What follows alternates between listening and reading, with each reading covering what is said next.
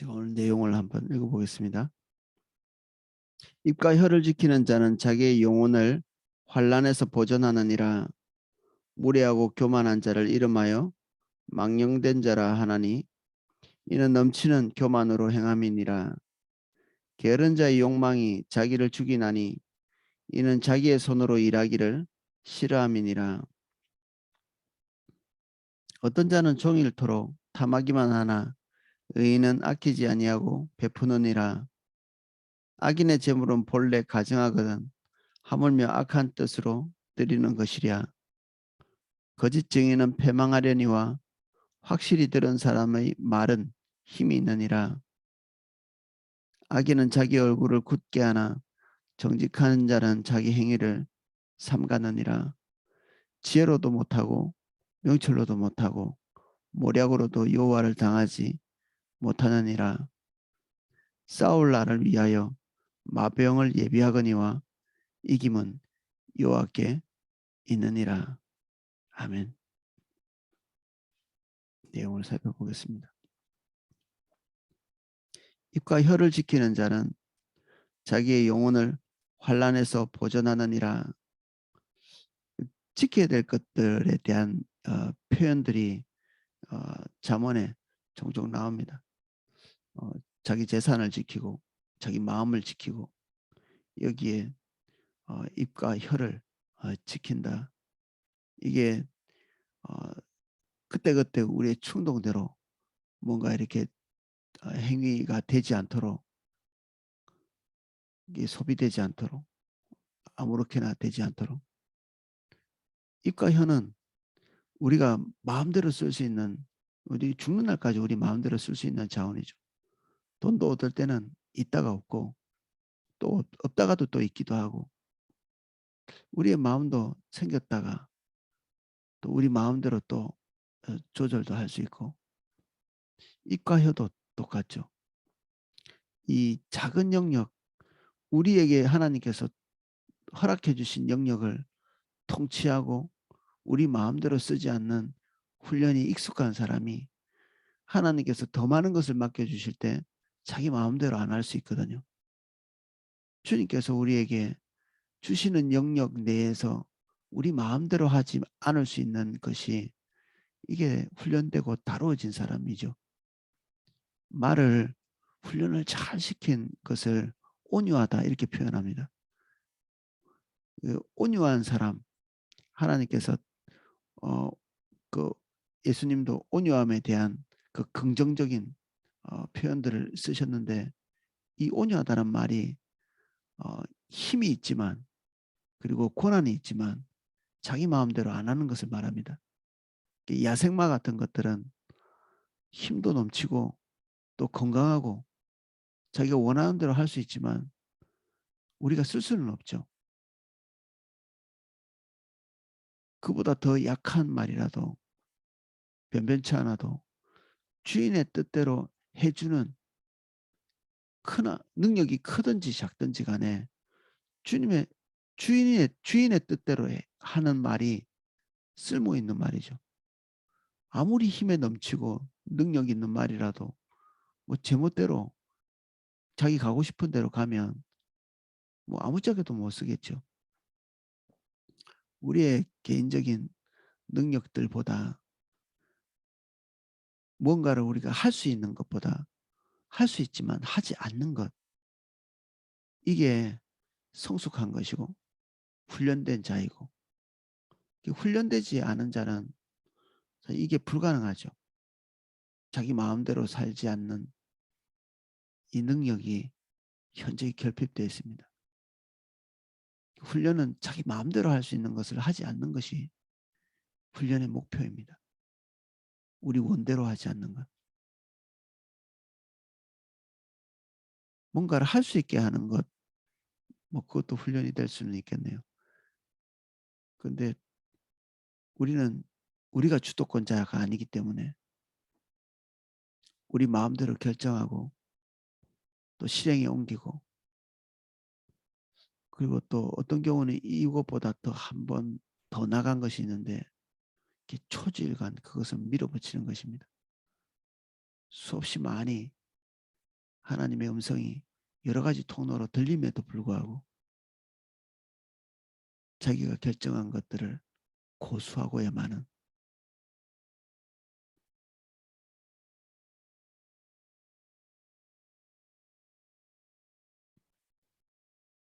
입과 혀를 지키는 자는 자기 영혼을 환난에서 보존하느니라. 우리가 해야 될 가장 기초적인 것 중에 하나가 마음을 지키는 것인데 그 다음에 입과 혀를 지키는 것이죠. 어쩌면 마음과 입과 혀는 다 붙어 있다고 볼 수 있습니다. 입과 혀를 지킨다는 것은 마음을 지킨다는 것이기도 하죠.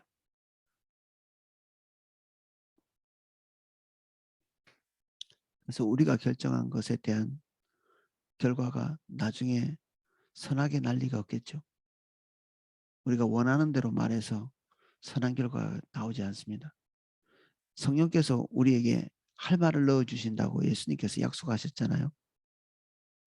근데 상황마다 마귀도 비슷한 말을 합니다. 마귀도 우리가 상황마다 완전히 그 상황에서 하나님의 뜻을 완전히 뿌리 뽑을 수 있는 말을 우리 입에 넣어줍니다. 우리의 혈기와 함께. 그러면 그 말을 하고 나면 다시 회복할 수 없는, 되돌아갈 수 없는 그런 때도 종종 일어나죠. 수습이 안 되는. 나중에 사과도 하고 뭐 회개도 하고 별걸 다 해도 다시 원위치로 돌아가지 못하는 경우가 있습니다.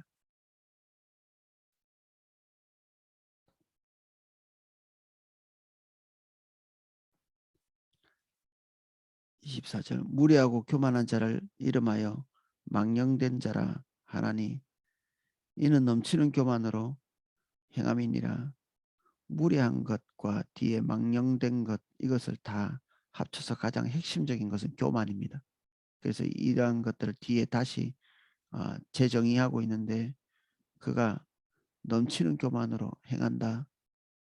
교만이라는 게 뭐 거드름 피우고 이런 거라기보다는 더 근본적으로 자기가 자기 주도권을 행사하는 것입니다.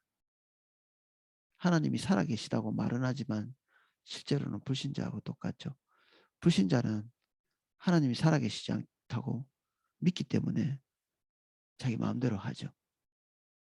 딱히 뭐 제동 걸 일이 별로 없습니다. 다소간에 자기 명예를 위해서 뭔가 할지 모르지만 그렇다고 겸손한 것은 아닙니다. 그 치레가 그 사람을 말하는 것이 아니라 이 모든 것들은 내면에서부터 나오기 때문에 주님께서 주목하고 계신 것은 우리의 내면의 모습이죠. 그래서 겉으로 어떻게 하든지 예절 바르고 겸손하게 하든지 상관없이 내면의 모습이 상대방에 대해서 짓누르고 그리고 상대방 위에 서 있는 자기가 결정한 대로만 고수하는 이런 태도를 가진 자가 하나님의 복을 받기 어렵겠죠. 상대방에 대한 세심한 배려를 할 수 있는 능력 자체가 상실됩니다. 교만하면. 이해도 잘 안 되고요. 주님이 우리에게 아버지의 마음을 계시해 주셔야만 상대방에 대한 하나님의 마음을 알아서 그것으로 행할 수 있거든요. 있는 그대로 좀 봐야 상대방에게 좀 객관적으로 대하잖아요. 우리 완전한 진리 책에 보면 객관적인 사람은 없다 이렇게 돼 있는데 가장 객관적인 것은 누구인가? 세상을 몽땅 다 창조하고 객관적이 되려면 세상의 모든 것을 정확하게 알고 있는 창조된 그대로 알고 있는 그러한 존재가 객관적일 수 있다. 그런 취지의 말을 그 완전한 진리 그 책에 그렇게 기록해 놨더라고요. 객관적. 객관적인 사람이 되는 것. 나는 완전히 객관적이야. 이렇게 얘기할 때 그 말은 정말 무서운 말이죠. 객관적이라는 것은 방금 설명한 것처럼 자기가 세상의 모든 것들을 완벽하게 파악하고 있어야 객관, 있는 그대로 볼 수 있거든요. 근데 우리는 그렇게 되는 것이 불가능하죠. 우리가 하나님이 아니잖아요. 세상의 모든 것을 완벽하게 파악하지 못하고 있는 그대로 보지 못하고 우리는 어쩔 수 없이 우리의 환경에 따라서 우리의 지식에 따라서 우리의 경험에 따라서 모든 것을 파악할 수밖에 없습니다. 사람을 볼 때도 어떤 사람이 뭐 밥을 먹는다 안 먹는다 이럴 때 예를 들어서 그러면 우리 개인적인 경험에 따라서 그 사람이 밥을 먹지 않는 이유, 밥을 먹는 이유 뭐 이런 식으로 판단할 수밖에 없죠. 우리의 경험치에 따라서. 근데 그것이 그 사람을 바라보는 그 사람의 작은 행동을 우리가 이해하는 이게 객관적인 거냐? 안 그렇죠. 우리 되게 많이 경험하잖아요. 저도 되게 많이 경험하거든요. 저 사람은 왜 저런 행동을 할까? 나중에 가서 같이 얘기하고 나눠보면 처음에 제가 그 사람에게 가지고 있던 그런 그 내 마음속에 어느 정도의 결론, 다 믿지도 않지만 우리 마음속에 떠오르는 어느 정도의 결론이 잘 안 맞습니다. 이게. 그 사람의 진심 어린 얘기들을 들어보면 부정적인 마음이 있다가도 아 이게 아니었구나. 그럴 때가 한두 번이 아닙니다. 그래서 어떤 사람에 대해서 부정적인 마음이 있으면 좀 적극적으로 교제해 볼 필요가 있을 것 같아요. 또는 대단히 긍정적인 마음을 가지고 있었는데 또 같이 이야기하고 나누다 보면 또 딱히 또 그렇지도 않고 사람은 다 그렇잖아요. 뭐 긍정적이기만 하겠습니까?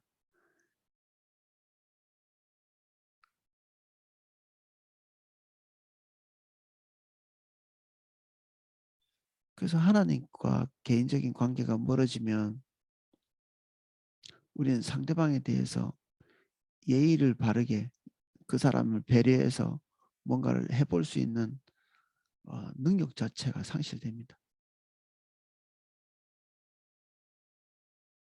그 사람의 입장에서 뭔가를 해볼 수 있는 능력, 그것 자체가 상실된다.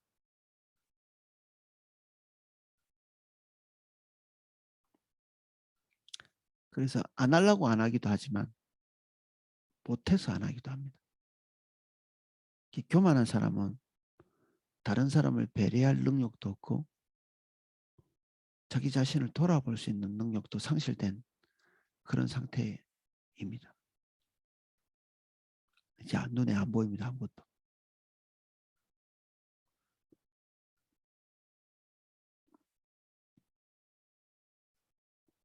그래서 하나님 중심적이지 않은 생각, 말들이 끊임없이 넘쳐나게 되어 있습니다.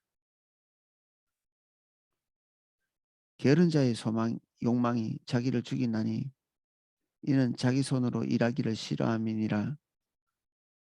게으른 자도 욕망은 있죠. 살아는 있으니까.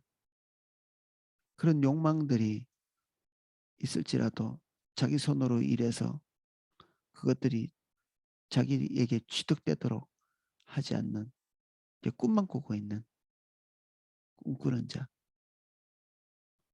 계획하고 실행에 옮기고 일전에 같이 좀 나눴던 것처럼 멀리 있는 장기 계획은 있는데 단기 중기 계획이 없는 구체적으로 자기가 해야 될 일 하지 않는 어린아이들처럼 뭐 나 대통령 될 거야 뭐 실제로는 그 자리에서 아무것도 하지 않는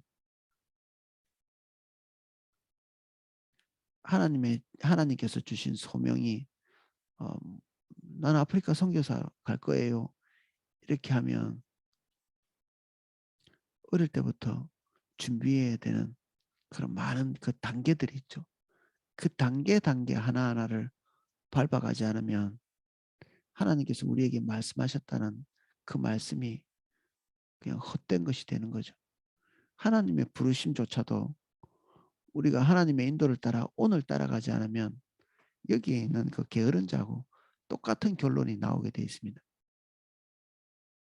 담임 목사님이 설교하실 때 종종 그런 본인의 예화를 드시잖아요. 미국에 이게 그 유학을 가려면 오늘 하나님의 은혜를 구하면서 뭐 영어 공부를 해야 되겠죠. 선교사를 간다. 준비해야 될 때가 오늘이죠. 오늘부터 차근차근히 준비해 나가야 되는. 아니면 내일의 비전은 허황된 것이 되고 맙니다.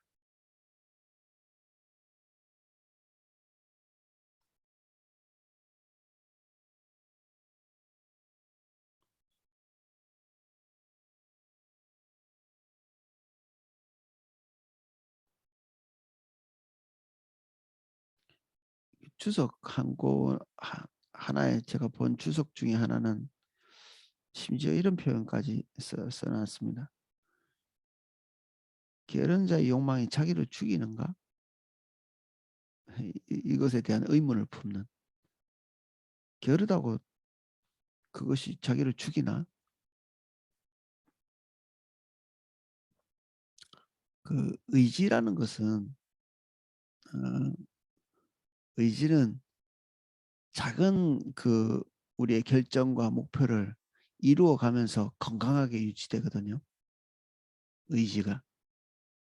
근데 의지가 완전히 꺾이고 자기 의지를 방치하는 그런 경우가 이렇게 생기게 되는데 왜 그러냐면 뭔가 의지적으로 결정을 해놓고도 거의 이렇게 실행에 옮기는 경우가 없을 때 의지가 망가져 버리죠. 본인도 본인의 의지를 믿지 않는 어떤 것을 결정하고 행하고 실천하는. 그렇다고 뭐 모든 것이 다 자기 뜻대로 되지는 않죠. 자기 뜻대로 그나마 되는 것은 자기가 변하는 것입니다. 남은 절대 우리 의지로 변하지는 않습니다. 우리 자신이 바뀔 수 있습니다. 우리 자신만. 남편도 아내도 자식도 우리 뜻대로 바뀌지 않습니다. 근데 우리만 바뀔 수 있고 우리만 변화시킬 수 있습니다. 우리가 결정하고 우리가 걸어가면 우리는 바뀔 수 있습니다. 그것도 하나님의 기초적 선제적 은총이 있어야 되겠죠. 저는 모든 믿는 사람들은 그런 선제적인 은총이 와 있다고 믿습니다. 우리는 바뀔 수 있는 하나님의 은혜가 우리에게 이미 와 있습니다. 자기 바꾸는 게 제일 쉬운 일입니다. 사실은. 더 정확하게 얘기하자면 우리가 할 수 있는 가능한 전부입니다. 이게. 우리를 바꾸는 게. 나머지 거는 우리 뜻대로 되는 게 아무것도 없습니다. 주님께서 우리 고난 안에 두신 것 그것만 우리가 조금 해볼 수 있죠.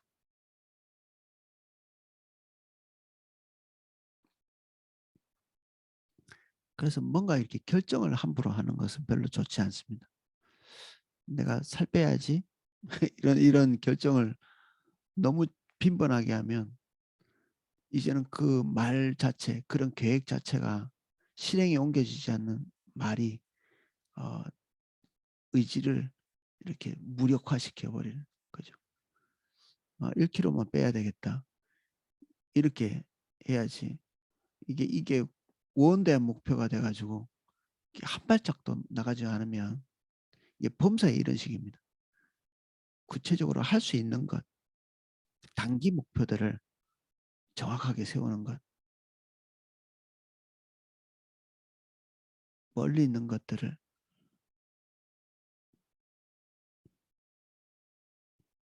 그것이 하나님께서 우리에게 말씀하신 것이라면 오늘 우리는 움직여야 합니다. 달라져야 되죠. 순종이 있기 전에 조정이 필요하다. 헨리 블랙가비 목사님 하나님 경험하는 삶에 나오는 이야기입니다.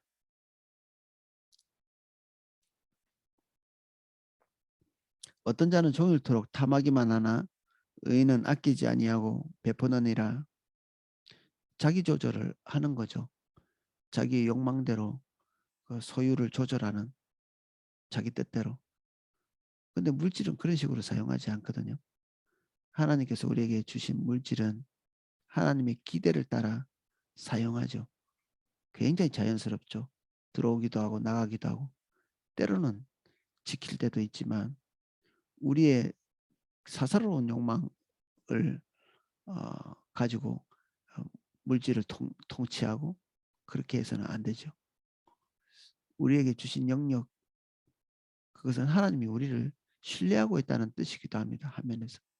동시에 우리 심판대 앞에 서 있는 것이기도 합니다. 우리에게 주신 모든 영역을 가지고 주님께서 우리를 판단하실 것이고, 그것을 어떻게 통치하는지 저울에 달고 계실 거거든요. 우리 자녀에게 어떻게 하는지, 우리의 입술을 어떻게 사용하는지, 우리의 마음을 어떻게 통제하고 있는지, 우리에게 어떤 조그마한 그 권위, 권력 이런 걸 주셨다면 그걸 도대체 어떻게 사용하는지 하나님께서 저울에 달고 계시죠. 조금 가진 자나 많이 가진 자나 좁은 영역이나 넓은 영역이나 다 하나님의 저울에 달리고 있다는 사실만은 똑같습니다. 그래서 우리가 바쁩니다. 사실은. 주님의 기대를 채우기 위해서. 남볼 여력이 없죠. 정치인들 이렇게 비판하고 판단할 여력이 없습니다. 오늘 내일이 바쁘니까.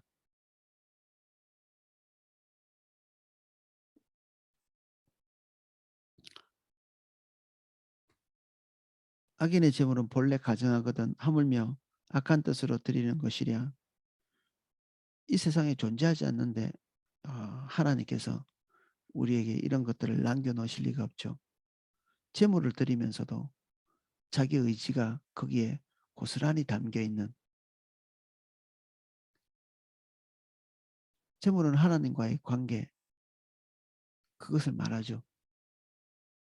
우리가 하나님 앞에 재물을 들고 나왔을 때 우리는 깨어진 마음으로, 보통 뭐 과거에는 속죄, 속건제, 화목제 이런 것들이죠. 하나님과 좋은 관계를 맺기 위해서, 올바른 관계를 맺기 위해서 가져오는 재물들입니다. 하나님과의 올바른 관계 왜 필요한가요? 왜 필요한가요? 라는 대답이 우리의 중심입니다. 재물을 많이 드리고 적게 드리고 성실하게 드리고 이런 것들보다 왜 그렇게 하고 있는가?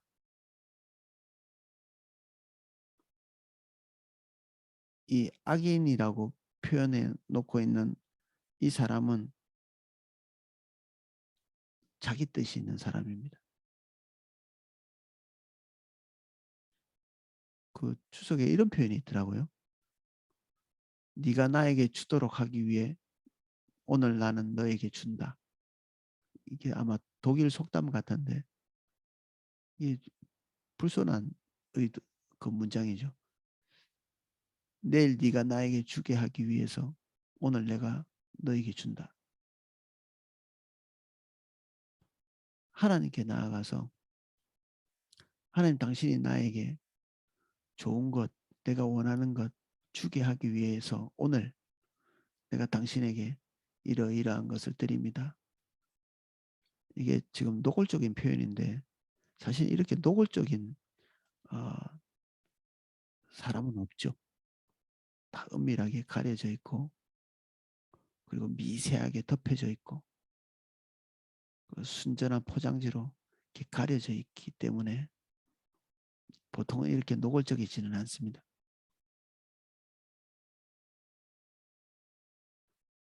하나님께서 그렇게 은밀하게 되어 있는 것들을 이렇게 들춰 놓으신 거죠. 여기에. 또 한면에서는 지혜자의 눈에 이런 사람들이 보인 것입니다. 재물 드리러 오는 사람들의 의중, 의도, 예배드리는 자가 가지고 있는 자세, 태도, 기도하면서 그의 마음에 품고 있는 자기 뜻, 자기 의지, 자기 경향성, 자기 관심사.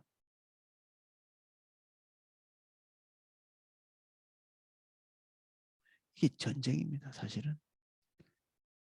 여기서 자유로울 사람이 제가 볼 때 많지 않을 것 같거든요.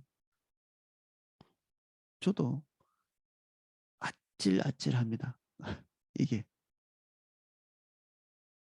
저는 저에게 가끔 그렇게 말하기도 합니다. 너 뭐 하고 있어? 왜 실망했어? 왜 이렇게 지나치게 나가지? 뭘 바라고 있지? 나 저 자신에게 그렇게 물어볼 때가 있습니다. 그러면 그때 나오는 대답들이 있거든요.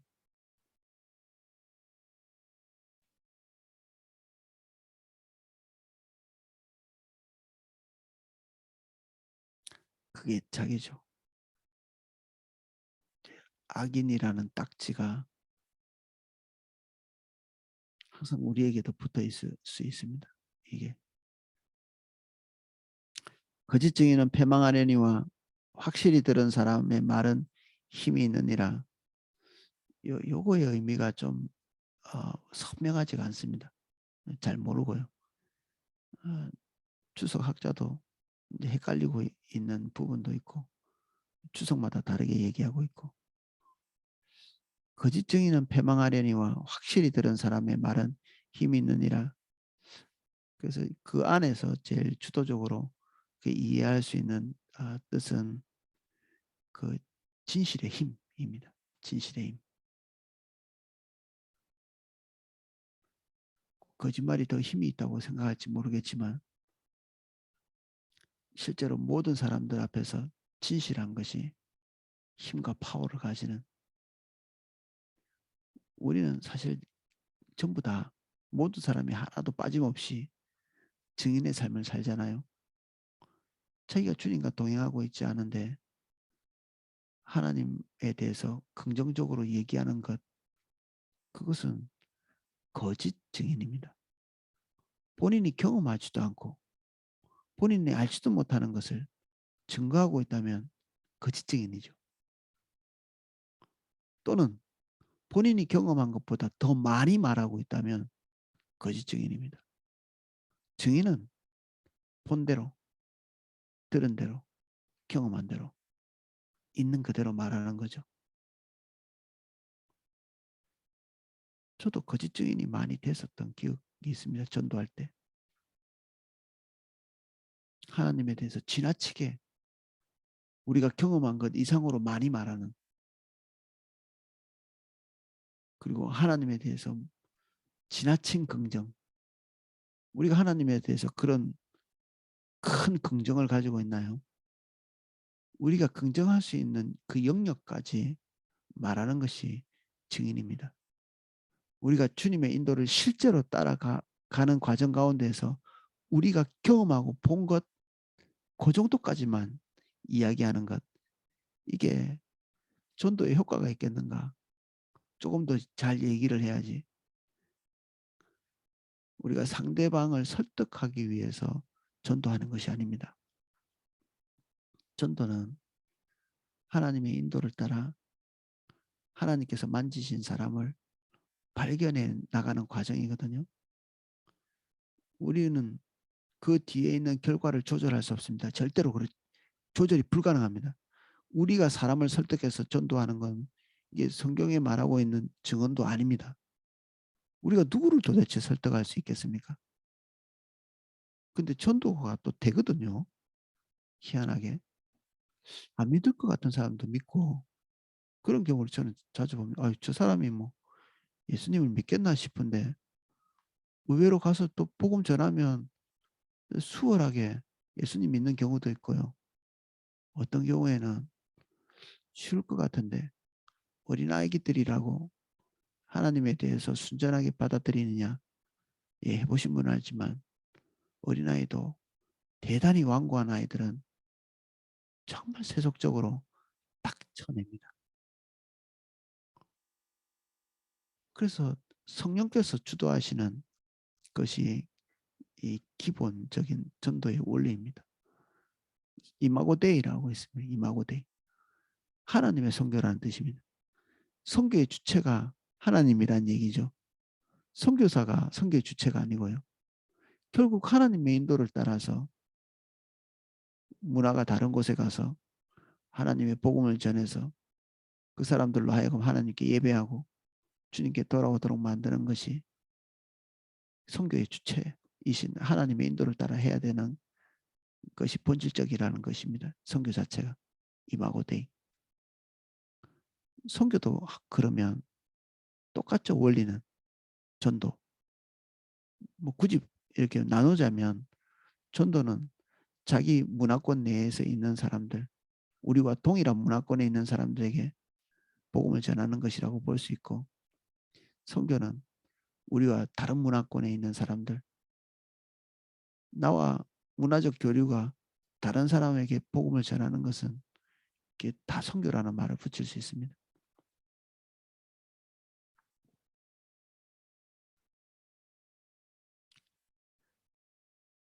그래서 주도권이 하나님께 있기 때문에 우리는 우리가 가지고 있는 선제적인 그런 결론, 상대방을 잘 설득하기 위해서 이렇게 우리가 가진 것 이상으로 과장하는 일은 없어야 되겠습니다. 주님을 믿으니까 전도도 쉽게 할 수 있죠. 주님에 대해서 너무 많이 설명하지 않아도 우리가 알고 있고 경험한 그분만 간략하게 얘기해도 하나님께서 행하시는 일들을 경험할 수 있을 것입니다.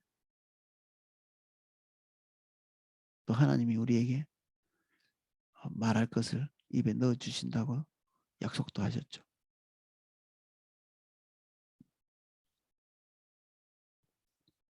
악인은 자기 얼굴을 굳게 하나 정직한 자는 자기 행위를 삼가느니라.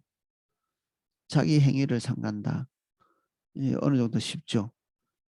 자기가 원하는 자기 의지대로 하지 않고 자기가 원하는 대로 하려고 하는 것은 우리 안에 야생마처럼 날뛰는 본능적인 것입니다. 그런데 이런 것들을 제어하고 통제하는, 근데 앞에 얼굴을 굳게 한다는 말이 결심을 굳히는 것입니다. 자기의 삶, 자기 결정을 요동치 않도록 딱 붙들어 놓는 초질관. 우리 세상에서는 초질관 되게 좋아하잖아요. 처음 먹은 뜻 끝까지 가는 것. 우리는 그래서는 안 됩니다. 우리가 처음 먹은 결심들 선한 게 별로 없거든요. 우리가 결심한 것. 그래서 하나님 앞에서 하지 않았던 모든 결심들, 때로는 하나님 앞에서 했다 할지라도 결심하고 맹세 자체를 하지 말라고 하잖아요. 우리가 결심하고 맹세한 그 맹세의 그 본질적인 의도가 무엇인지 또 점검이 필요합니다. 우리가 뭘 맹세했고 그건 바른가? 그것은 바른가? 지금 전 내일부터 새벽기도 열심히 할게요. 이게 뜻대로 되던가요? 지금 우리가 새벽기도 하고 있는 게 이게 하나님의 은혜입니다.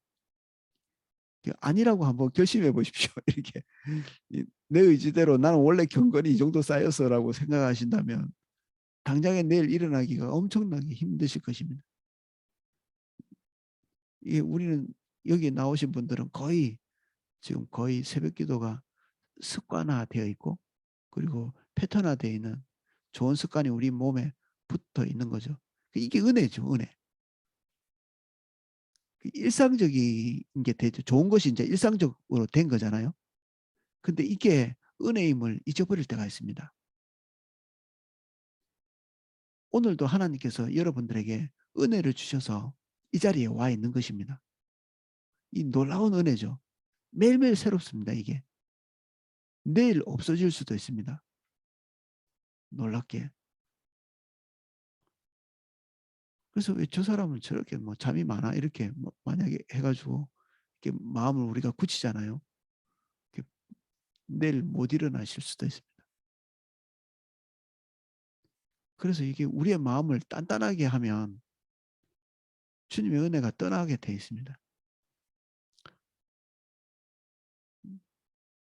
그래서 나의 나된 것이 오늘에 불과한 것, 은혜로 인해서 그런 거니까 오늘에 내일은 은혜가 그칠 수도 있거든요. 그래서 오늘 주신 은혜 너무 감사한 거죠. 그 우리가 좀 착하고 이쁘게 살고 있다. 은혜인데 너무 고마운 거죠. 하나님께서 나를 그나마 그리스도인 비슷하게 살 수 있도록 환경도 열어주시고 내가 다른 사람한테 욕 먹지 않고 그럭저럭 이렇게 약간 착하게 살고 있다면 하나님이 우리에게 은혜를 베풀고 계신 것입니다. 감사한 거죠. 20년간 예를 드는 겁니다. 20년간 다른 사람에게 화 한 번 안 내도 그것이 내 것은 아닙니다. 하나님의 은혜지. 하나님의 은혜가 거치는 순간 수십 년이 된 그 선한 것 온데간데 없어집니다. 태어날 때부터 그랬는데요. 예, 그것도 하나님께서 태어날 때부터 은혜를 주신 것입니다. 성경의 표현이 이렇습니다. 태어나면서부터 땅을 자기 발로 한 번도 밟아보지 않은 사람, 아주 고귀한 사람을 얘기합니다. 귀족들, 그런 사람이라 할지라도 정말 세상에서 제일 누추하게 살아가는 사람의 행동을 하게 될 날이 있을 거라고 얘기합니다. 언제? 주님 떠날 때. 이게 심판 중에 하나입니다. 심판.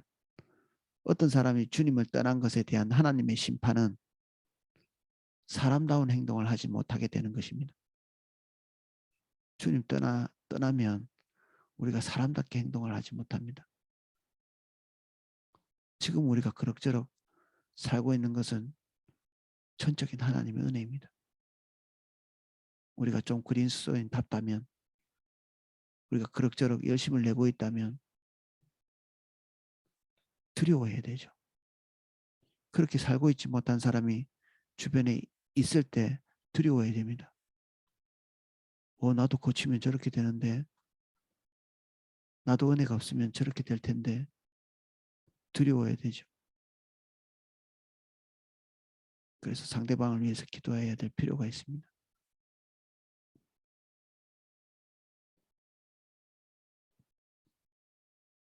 그래서 초질관 이런 거 너무 좋아하시면 안 됩니다. 집중력, 이게 집중력이 범사의 집중력이 중요한 게 아니라 처음 먹은 뜻, 생각. 어떤 분들은 굉장히 큰 억압에 눌려 있는 분이 있거든요. 주님하고 관계 안에서 어떤 결심을 하지 않고 자기가 스스로 어떤 결심을 했는데 그 결심이 잘 풀어지지 않는 거죠. 그 예를 들면 꼭 윤리적으로 안 좋은 것이 아닐 수도 있거든요. 이런 게 나는 이제 어렸을 때 예를 들면 다른 사람에게 뭔가를 도움을 받다가 수치스러운 경험을 하잖아요. 그리고 그 사람은 이런 결정을 할 수 있습니다. 내가 다른 사람 거의 앞으로는 절대로 받지 말아야지. 그래서 어떤 사람들은 다른 사람의 친절을 조금도 받아들일 수 없는 사람이 있습니다. 또 그런 사람은 주기도 잘 줍니다. 다른 사람 돕는 거는 엄청 잘 돕습니다. 근데 다른 사람의 친절이나 도움은 절대 받지 못하는 사람이 있습니다. 병든 것입니다. 되게 건강하고 되게 좋은 사람처럼 보일지 모르겠는데 어느 시점에 올바르지 않은 결심을 한 것입니다. 겸손히 받을 줄 알고 그리고 하나님께서 인도하시는 대로 줄 알고 자기 마음대로 또 구제하지도 않고 주님께서 주신 대로 구제하고 지나쳐 가지 않고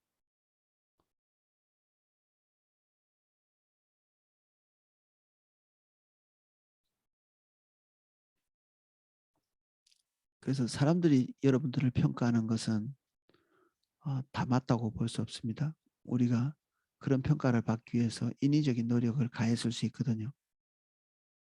그리고 사람들이 나에게 속아 넘어갔을 수도 있습니다. 그러니까 사람의 평가는 믿을 수가 없습니다. 항상 우리는 하나님 앞에 서 있어서 주님께서 우리에게 비춰주시는 성령의 조명이 우리입니다.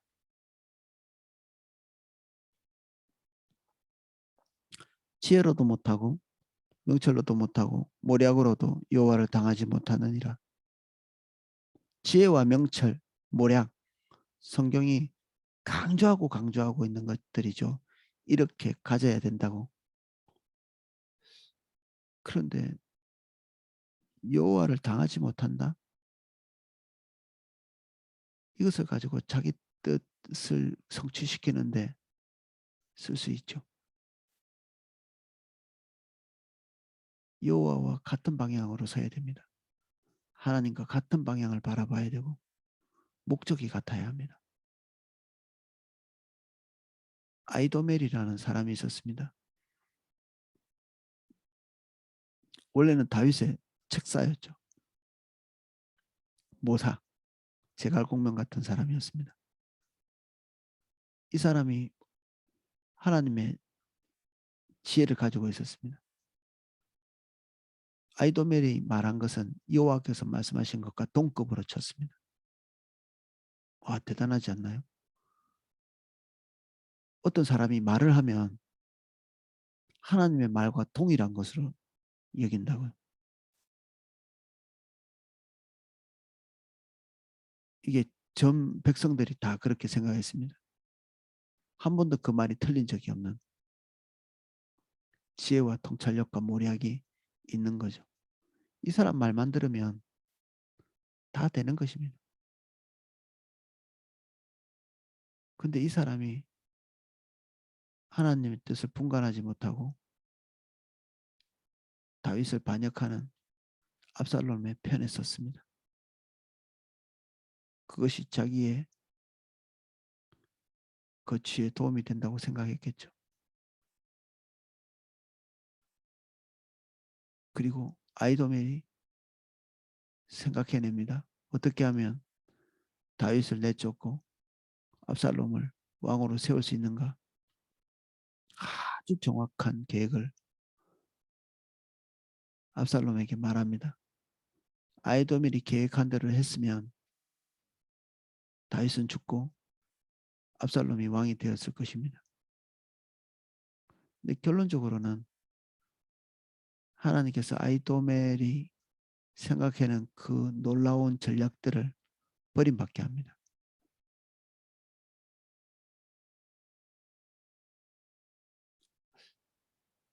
옳은 의견이라고 다 받아들여지지 않습니다.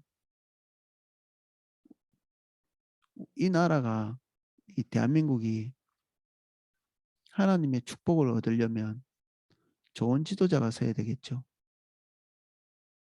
근데 좋은 지도자는 좋은 백성으로부터 나오거든요. 이 백성들이 하나님의 뜻대로 기도하고 하나님의 축복을 받기에 합당하지 않으면 좋은 사람이 넘쳐나는데도 악인이 리더가 됩니다. 좋은 사람이 넘쳐나는데도. 우리나라 역사만 봐도 우리나라가 굉장히 그 나쁜 상황에 빠져 있을 때마다 위인들이 꼭 있거든요. 위인들이 그렇게 넘쳐나는데 왜 그렇게 어려움을 당했냐? 이게 복이 없는 거죠. 복이 없는 것입니다. 이 나라에 좋은 사람이 넘쳐날 건데 좋은 지도자가 서지 않는다면 그것은 우리에게 책임이 있을 것입니다.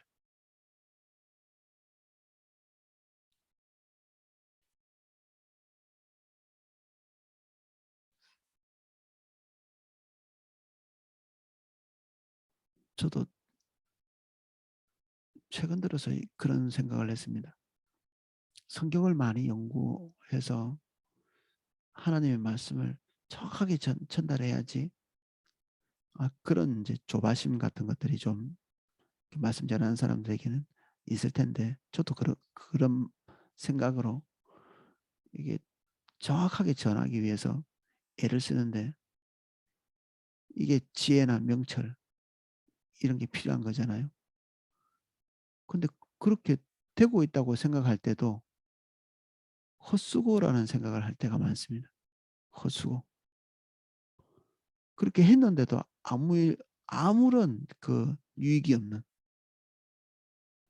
그래서 최근 들어서 하나님께서 이렇게 보이신 게 권능이 없구나, 권능.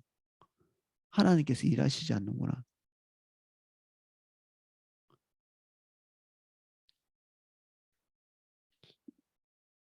사실 이거보다 훨씬 말씀을 단순하게 전해도 하나님의 역사가 일어나는 경우도 많은데 그게 없다면 이 뒤에 있는 것 여호와에 대한 기초적인 그 지지 여호와께서 주시는 주님이 주시는 기초적인 지지가 결핍되어 있는 거죠.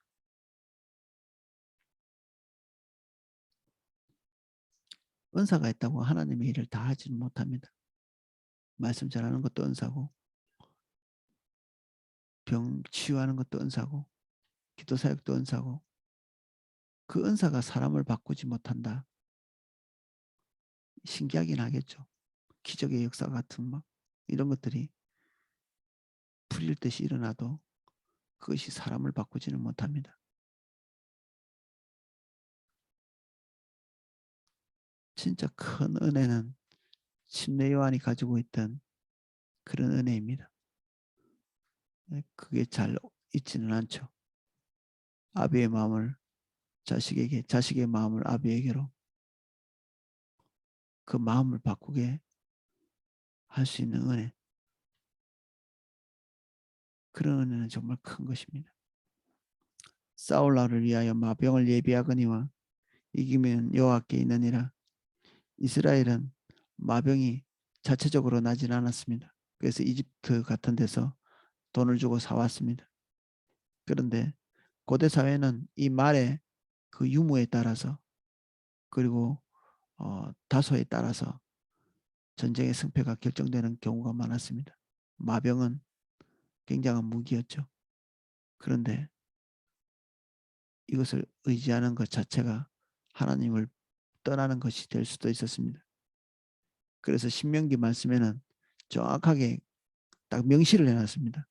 너희가 마병을 의지하지 말라. 전쟁의 승패는 하나님께 있다. 이것은 우리 삶에 범사에 적용할 수 있습니다. 우리가 노력하고 투자하고 몸부림치는 모든 것들이 필요할 것입니다. 잠언이 우리에게 그걸 얘기하고 있잖아요.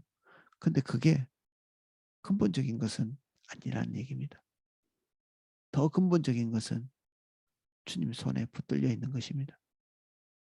오늘은 여기까지 살펴보겠습니다. 주님, 결국 모든 것이 주님께로부터 나온 것입니다. 우리 중심이 올바르기를 원합니다. 이 새벽에 성령님 우리에게 오셔서 우리의 속사람을 비추시고 우리를 저울에 달아 주셔서 하나님 앞에 모자란 것들이 무엇인지를 보게 하시고 알게 하시고 깨닫게 하시고 돌이키게 하시고 믿는 자답게 살 수 있도록 하나님의 백성같이 살 수 있게 제사장의 역할을 할 수 있게 거룩한 하나님의 시민처럼 살 수 있게 은혜를 주옵소서.